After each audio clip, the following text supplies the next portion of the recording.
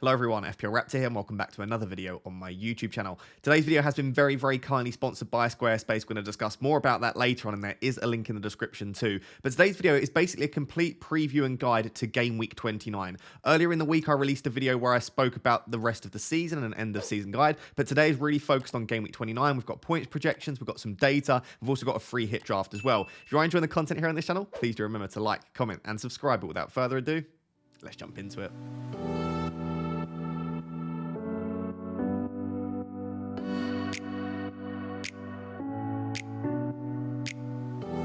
So the first thing I wanted to discuss is the fixtures, and I've used Fantasy Football Hub as I have been all season to look at their fixture ticker for Game Week 29, and because you can order it by attacking or defensive, I thought I would focus on attacking. It does change ever so slightly for defensive fixtures, but I'm looking at attacking here to see are there any teams that we're maybe not considering enough, are there teams that are being considered too much, and just have a bit of an idea around Game Week 29. As I said at the start of the video, I released a video earlier in the week where I looked at the end of season guide and I looked at future blanks and doubles. So if you want more of a general overview of the rest of the season, you can go watch that. We're really just here focusing on Game Week 29. And there are a couple of teams right at the top there that I'm not seeing many people consider.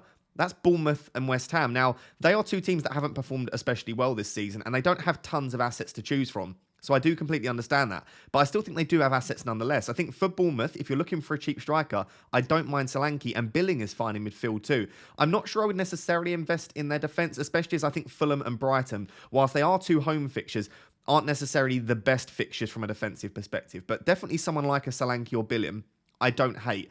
I wouldn't necessarily prioritise them ahead of some of the other options, but maybe a team that we need to consider a little bit more because, of course, they do have a fixture in the 32 as well. So I don't mind Bournemouth at all. West Ham's another tricky one because two home fixtures too, and I do really like some of the West Ham assets, but they've all got slight issues associated with them. For example, I like the likes of Bowen and Ben Rama, but Bowen is no longer on penalties because Ben Rama has been taking them, and arguably Danny Ings might even be ahead there. And Ben Rama is a slight minutes risk. So whilst Ben Rama is on penalties and his data has actually been very good, looking at an expected goal involvement of about 0.6 post-World Cup, his minutes aren't secure by any means. In the last 4 games, he's alternated between starting on the bench and starting in the team. I think for what it's worth, West Ham are a better team with him in. If you're a West Ham fan, let me know down below. But again, it becomes slightly difficult there. So West Ham are definitely a team where I like the fixtures. Maybe go for a defender, because their data's actually not been that bad, but they have been conceding goals. Decent fixtures. And then the final team with 2 home fixtures in Game Week 29 is Chelsea with Villa and Liverpool. The Liverpool fixture's not great defensively, but I fancy both those fixtures from an attacking perspective again. So the likes of Felix, apparently is how you pronounce it, or Havertz, I don't mind. You could go for one of the midfielders, but Havertz in particular would be the one that interests me with really decent data and also decent points. So those are the 3 teams that have double home fixtures, and that's why they're at the top of the fixture ticker on Fantasy Football Hub, because they love home fixtures over on Fantasy Football Hub. Then you've got the rest of the teams like Brighton, Forest, Leeds, who have some really decent fixtures, and I would argue I would put Leicester in there as well, who I think have 2 decent fixtures. Leeds obviously don't have a great fixture in there against Arsenal away, but the fact that Forest at home is their other fixture, I really do like that. So I would say after those 3 teams that have 2 home fixtures, Brighton, Forest, Leeds, and maybe Leicester, you could group together. And then after that, you've got Manchester United, probably Villa, Brentford, and Liverpool. Obviously, Villa, Brentford, and Liverpool both all have 2 away games. It depends how much you want to value away and home games. Some teams perform slightly better away from home. For example, Ivan Toney has actually been pretty decent away from home this year. Whilst Brentford have struggled slightly, Tony's actually been relatively decent. So there are certain teams and players where actually away fixtures aren't a huge issue. So those are all of the teams with doubles. Teams that we may be neglecting, like I said, Bournemouth and West Ham are 2 of them. Maybe Nottingham Forest as well, the likes of Brennan Johnson or Gibbs White. And maybe Leeds. I wouldn't mind a Rodrigo now if you think he's going to get back into the starting 11. Or a Patrick Bamford if you think he'll stay fit. So those are some of the teams that maybe we're neglecting. And then you've got all of the single game week teams. Arsenal and Crystal Palace, you would say, have the 2 best single game week fixtures against Leeds and Leicester at home. You've then got Everton and City, who have pretty tricky fixtures. But again, Fantasy Football Hub love the home fixtures. And then I guess Wolves, Fulham, Spurs and Southampton don't have terrible fixtures. But really, we're not targeting single game weeks this week. We're targeting those doublers, and especially teams that double this week and also have decent fixtures moving forward. So hopefully that gives you a better idea about the fixtures and some of the teams that we might be neglecting. In the next section, I'm going to look at points projections for some of the top players in Game Week 29. So moving on now to points projections for Game Week 29. So as you can see, these are the top projected points players for Game Week 29 according to Fantasy Football Hub. Just because I'm affiliated with Fantasy Football Hub, I will happily say when I disagree, and I disagree with some of these on here. And the other thing to note about single game week projections, whilst it can be useful to see who some of the top players are according to some of these models and algorithms, they don't tend to be overly accurate for single weeks. Over a set amount of weeks, if they say that this player is projected to score roughly 30 to 40 points, for example, that tends to be a little bit more accurate. But in a single week, anything can happen. Let's say, for example, March scores a brace in the first fixture. All of a sudden, this is never going to be correct. So it's a good guide, but I wouldn't necessarily trust it too much and say we expect March to score between 10 and 11 points. All of that together to say, as you can see right at the top, March and McAllister are the top two players. Now, I got a lot of stick, and I mean a lot of stick, for saying that I thought that Matoma was the third best Brighton asset. Again, that isn't to say that I don't think Matoma's a good asset. It's just to say March and McAllister continue to put up absolutely outrageous data. Obviously, McAllister is on penalties. If he continues to start as a number 10, his data's actually absolutely unbelievable. But March's is even better.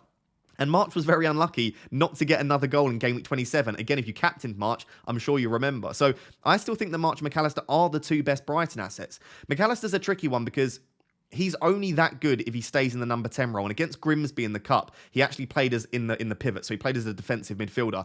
I think that was just to give Veltman a rest because Gross went into right back and Veltman was on the bench. So I still think McAllister will start all of the games at number 10. But as soon as he drops to defensive midfield, his data is terrible and he's no longer a good option. So maybe the two safest options are March and Matoma. But when McAllister is as a number 10, I still think that March and McAllister are the best two.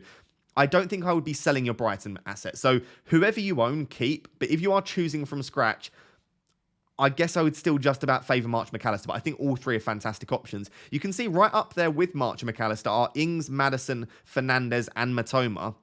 I think all of them are great options. As I said, Ings is looking really good because the fixtures are good for West Ham in the double. It's just if you think Ings will start both and get enough minutes, and also there's always the risk with Danny Ings that he potentially gets injured. And at the moment, when Ben Rama's on the pitch, it doesn't look like Danny Ings is on penalties. So there's all of those things to consider. But two home fixtures, he's slightly talismanic for West Ham, and if they do get goals, you would expect him to be involved in some regard. So I do like Ings, but maybe it is a little bit of a punt, and I don't necessarily think that he's the third best option or joint second best option on this list. I do think that Maddison and Fernandes are probably the two best midfielders outside of the Brighton assets.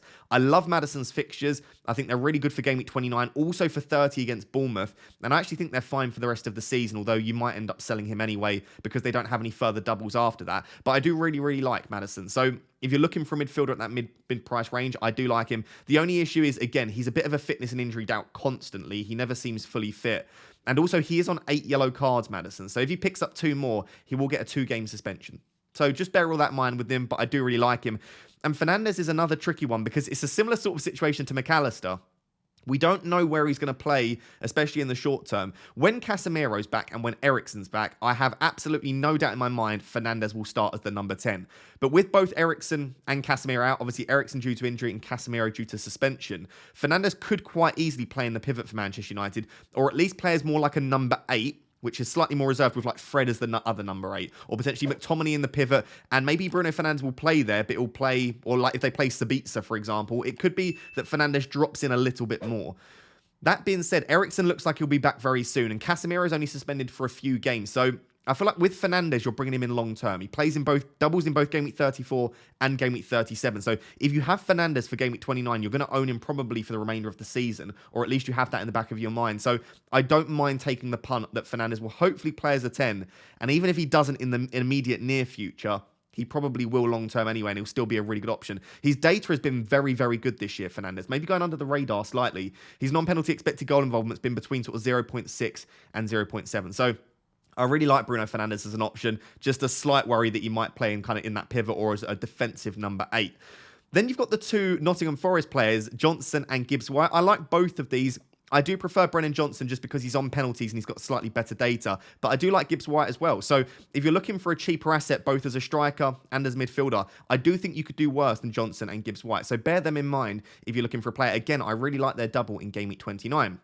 We've got João Felix on there. He's actually above his teammate Havertz, according to Fantasy Football Hub, at 9.6.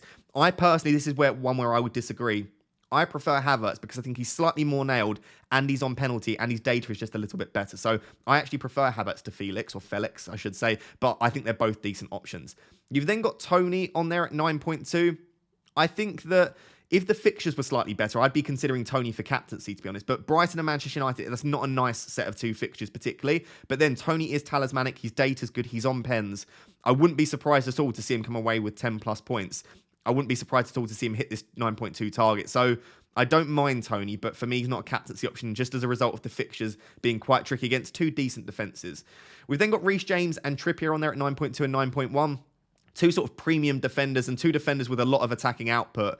Again, I wouldn't be considering captaincy for either of these, but I do like them as two options for this week. And if you are on a free hit, I think you can definitely do worse than having James and Trippier. Moving down the list a little bit, you can see Rashford's actually at 9. Again, this is somewhere where I disagree. I would argue Rashford's probably the obvious captaincy option this week, assuming he's fit, of course. And I don't understand why he would be down there at 9 points personally. I think it's a fine double game week. Maybe two defences which aren't pushovers and actually have decent data, but Rashford's just been so good. I do think that Bruno Fernandes is probably still on penalties ahead of Rashford, but it does depend on the game state. I think if Rashford wins the pen, and maybe Bruno Fernandes has already got something, or maybe Rashford hasn't scored in a couple of games, then maybe Rashford gets the nod ahead of Bruno Fernandes. So I do think there is a chance that Rashford takes the odd penalty, but Bruno Fernandes does seem to be above him in the pecking order at the moment. Going down the list a little bit, we've got Jared Bowen. As I said, I do like Bowen as an option. It's just the fact that he's not on penalties and his data's not been great this season. I think you could probably do slightly better than Bowen. I probably prefer Ings or Benrahma myself, but Bowen is very, very safe for minutes, and that's a major advantage for him. Salah is on there at 8.6. Again, I think that's maybe a little bit low. He's very good against the big side. So whilst it looks like a really tricky double on paper, it's the sort of double where you could see Salah doing quite well. So I don't mind Salah. We spoke about Solanke already on penalties. His data's not great, but he's very talismanic, plays 90 minutes, and it's a nice double. Bamford's a similar kind of story. His data's not perfect, but when he does play, a lot of the attack goes through him. It's a decent double for Leeds. And again, he is on penalty. So I like Bamford. And then Watkins and Kane, two further players on penalties. Kane's actually the only player with a single game week on this list. So he is projected to get the most points from the single game week players, which means, I guess, if you were considering selling Kane for the likes of a Watkins, a Bamford, a Solanke, this would suggest that he might actually get close. And we know what Harry Kane can do in a single game week. So I don't mind the idea of keeping Kane necessarily. So hopefully that's helped you a bit of a discussion around some of the key players around Game Week 29. There are a few omissions on this list. Like I said, the likes of Benrahma I think is good. I would argue Saka is as good of an option as Kane if we're looking at single Game Week players. But there are some spicy picks on there. The likes of Danny Ings, maybe a Johnson, Gibbs White, and also someone like a Jared Bowen, Salah. There are some different picks on there. So hopefully that's helped you there. Now let's take a look at a potential free hit team. Again, even if you're not on free hit, it should be useful because it will give you an idea of the sort of players that I think you should be targeting this week. So because I just discussed all of the players in the previous section, I'm not going to spend a long time on this, but this is roughly what I would be going for on a free hit. I always say it's worth having a bit of fun on a free hit, but I don't think you necessarily want to go out and start picking like 5, 6, 7 differentials just for the sake of picking lowly owned players, unless that's the way that you want to play the game, or unless you are really chasing rank. I think you could probably do slightly better than that. So this is a very template team, but in my opinion is one of the best teams that you can build with a couple of different picks in there. Now, the only thing that I don't necessarily love about this team is there is a bit of an absence of penalty takers. And often on a free hit, I like to pick as many penalty takers as possible, especially in a double week, because if you've got 5 or 6 penalty takers, 2 fixtures, you've got basically 12 fixtures to get a penalty, which will often be the case. So, for example, Toney's on the bench. I don't have Watkins in here. You could go for a Bruno Fernandes in the midfield, which again would be another penalty taker. So there are a lot of other penalty takers you could get in there if that is something that you want to prioritize, especially penalty takers that are good at them. I know Salah missed recently. He tends to be pretty good. Harry Kane, Toney, Watkins, I'm not so sure because he's been quite recently on penalties, but there are definitely some other picks that you could chuck in there.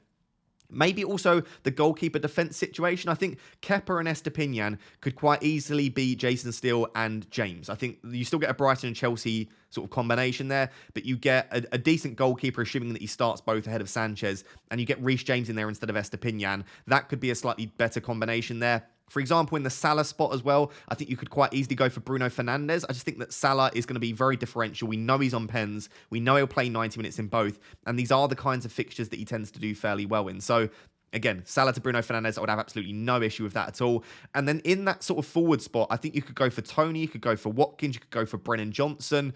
You could go for a 4th defender instead and just go for one up top. You could go for João Felix instead of Havertz and Ings. But I think they're all fairly close. The thing that I like about both Havertz and Ings is that they've both got 2 home fixtures. They've both got very decent data. Havertz is obviously on penalties as well.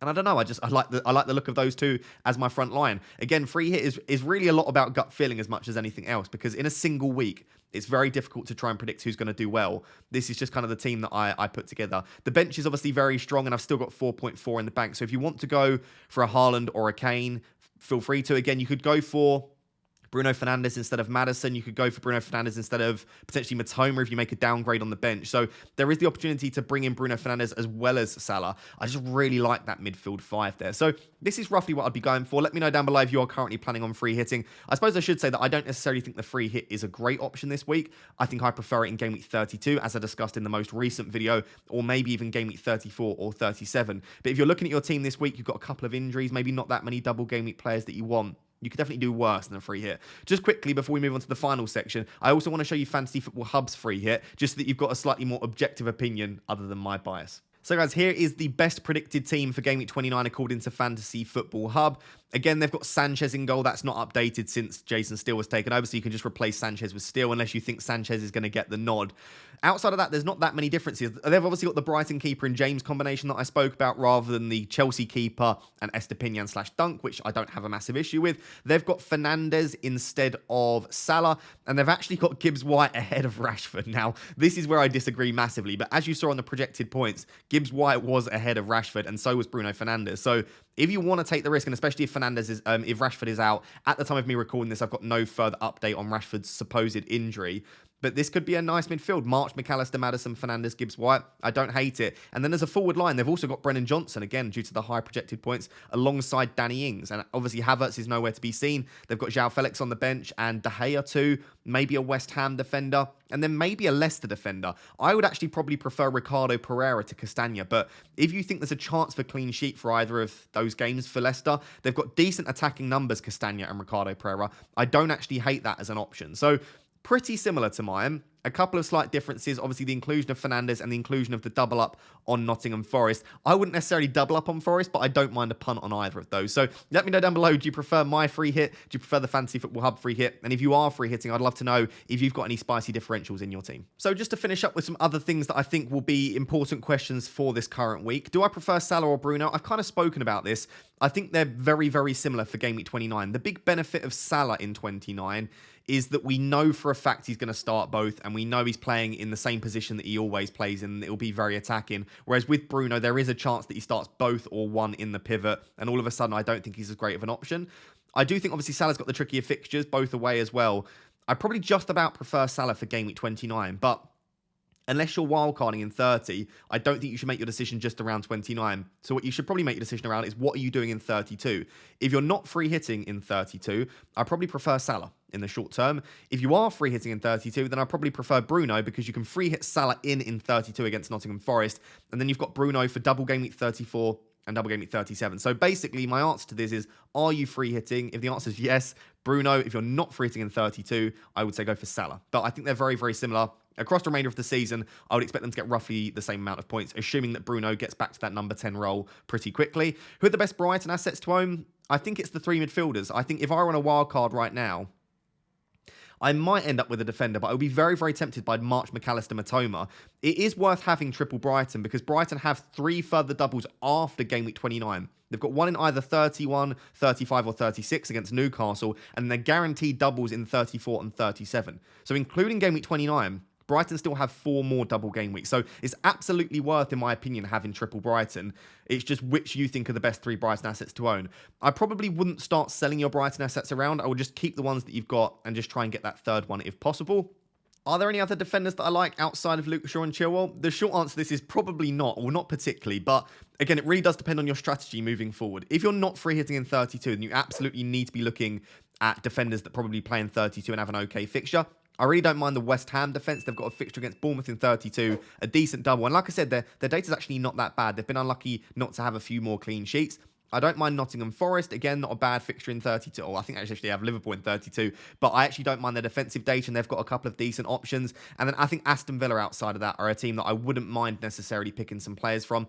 okay defensive data. They do have a double in 29 and they play in 32 as well. So really, I think you need to plan your strategy long term, and that will help you to decide which weeks do you need this player, because you probably need them in 29, but after that, when are you going to play them? Because it might be that you actually only need them in like 35 and 38, in which case look at a defender which has decent fixtures in those weeks. Then the final question was, should we sell our Arsenal assets? It really does depend on your strategy once again. Again, if you're not free hitting in 32, then probably not, because they have arguably one of the best fixtures that week against Southampton. And outside of that, Arsenal are the best team in the league this season by some distance, I think, as well. I think they are quite clear of City, and their assets have been excellent value. You've probably got money tied up in them. They've got a decent fixture in 29 against Leeds, then a good fixture in the blank in 32. Probably not if you're not free hitting in 32, but if you are free hitting in 32, their fixtures in and around that blank game week aren't actually that great. And you can obviously free hit triple Arsenal back into your team for the blank. And then outside of that, there are other players that I do think genuinely could outscore them. For example, I do think there is a very good chance that with the extra fixtures that he's got across the remainder of the season, Bruno Fernandes will probably outscore Saka, in my opinion. Again, assuming he gets that number 10 role fairly quickly. Do I think Luke Shaw could outscore Gabriel or Zinchenko? Absolutely, because of the extra fixtures, not because I think they're necessarily a much better option. So it really does depend on your strategy, but I think you could absolutely sell them, assuming you've got your free hit in 32. Then the final thing was just around captaincy. I'll discuss this more in my team selection video because my opinion will probably change. If Rashford is fit, I do think he's a standout captaincy option. Great data, passing the eye test. It's an okay double, very talismanic, all of the things that you would want. But I think it's very, very close with the Brighton midfielders. So for me at the moment, I'm probably looking at one of Rashford and McAllister. The only thing that puts me off McAllister slightly is the fact that I do think there's a chance he drops back into defensive midfield.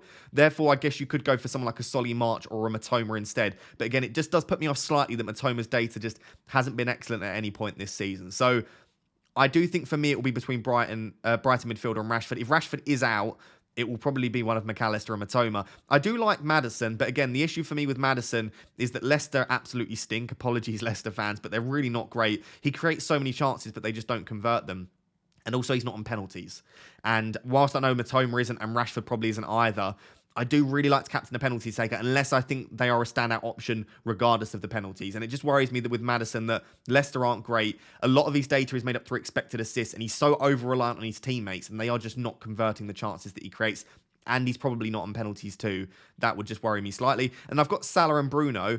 Again, they've both got issues. Salah's not got great fixtures. Bruno could be dropping into a more defensive role, but they are both on penalties and they both have really good data. So I wouldn't necessarily mind captaining either of those. So hopefully that's helped you. If you have any other questions, please do let me know down below and I'll do my best to help you out. So guys, there you have it. That is my Game Week 29 preview. I know we're a little bit away from Game Week 29, the deadline, but I still think it is useful to look ahead and look at some of the players that we might want to be targeting. Before we go, I do just want to give a massive shout out to Squarespace as they have sponsored today's video. Squarespace allows you to connect with your audience and generate revenue through gated members-only content. You can manage your members, send email communications, and leverage audience insights all on one easy-to-use platform. When it comes to setting up the site, it genuinely couldn't be easier, and I truly do mean that. There are tons of templates to choose from, as well as videos and support messages to guide you throughout the process. One of the things that I love about Squarespace is the ability to display posts from your social profiles on your website. So you can automatically push website content to your favorite social media channels so that your followers can share it too. If you go to squarespace.com/FPLRaptor or click the link in the description, you can get access to a 14-day free trial and save 10% on your first purchase of a website or a domain. So guys, as I said, please do check out Squarespace, link in the description, or use the code FPLRaptor. It massively helps to support the channel, which I really do appreciate, but it is also an awesome product as well. If you have enjoyed today's video, please do drop a like, drop a comment down below to feed those algorithm gods. Make sure to subscribe, but until next time, thank you very much for watching. Cheers, bye-bye.